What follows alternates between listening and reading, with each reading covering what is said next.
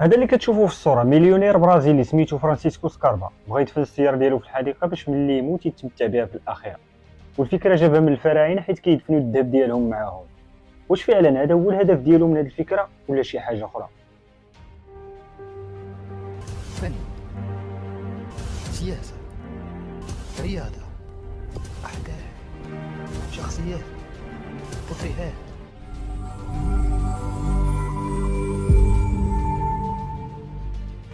السلام عليكم.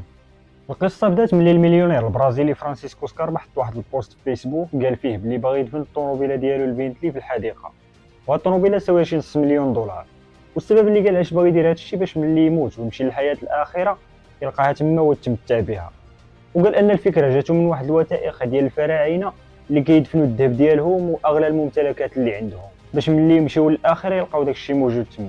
من بعد ما تحط البوست انتشر بواحد الشكل كبير بزاف في البرازيل. هادشي حاجه مثيره للجدل بحال هكا كتبارطاجا بزاف، وزادوا هضروا عليه بزاف ديال المنابر الاعلاميه. ما بقاش شي حد في البرازيل ما ساقش الخبار، وبدا كيجي السبان والانتقادات في البوست اللي حط. واللي ما سبوش نصحوا على الاقل يبيع ديك الطوموبيل ويفرقها على الفقراء اللي محتاجين.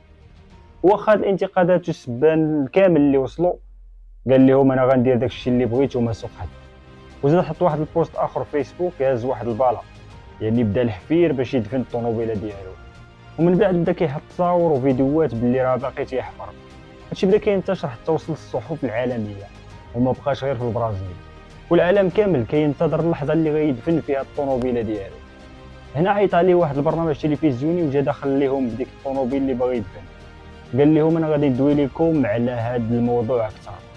قال لهم انا غادي ندفن الطوموبيله ديالي وما كنضحكش في هادشي. وعطاهم النهار والتوقيت وكاع الصحف معروضين باش يتنقل هادشي مباشره.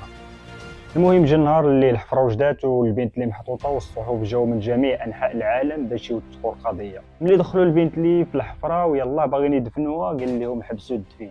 بغيت كاع الحاضرين والصحف اللي كاينين هنا يدخلوا معايا للدار. هنا كيبان باللي سكاربا مخبي شي حاجه على هاد الناس كاملين.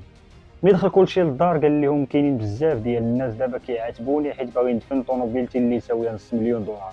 ولكن في الحقيقه الناس ملي كيموتوا كيدفنوا معاهم شي حاجه غلا واكثر من البنت. الناس كتدفن معاها القلب ديالها والريه ديالها والكلاوي ديالها وعينيها. قال لهم باللي كاينين بزاف ديال الناس مراد وكيتسناو غير يمتى يجيهم شي عضو باش انهم يقدروا يكملوا حياتهم عادي، وتجي انت في الاخر تدفن راسك هكاك. قال لهم هذه هي اكبر خساره في العالم كامل. اما الطوموبيله ديالي البنتلي راه ما عندهاش كاع القيمه قدام هاد الاعضاء اللي يقدروا ينقذوا بزاف ديال البشر.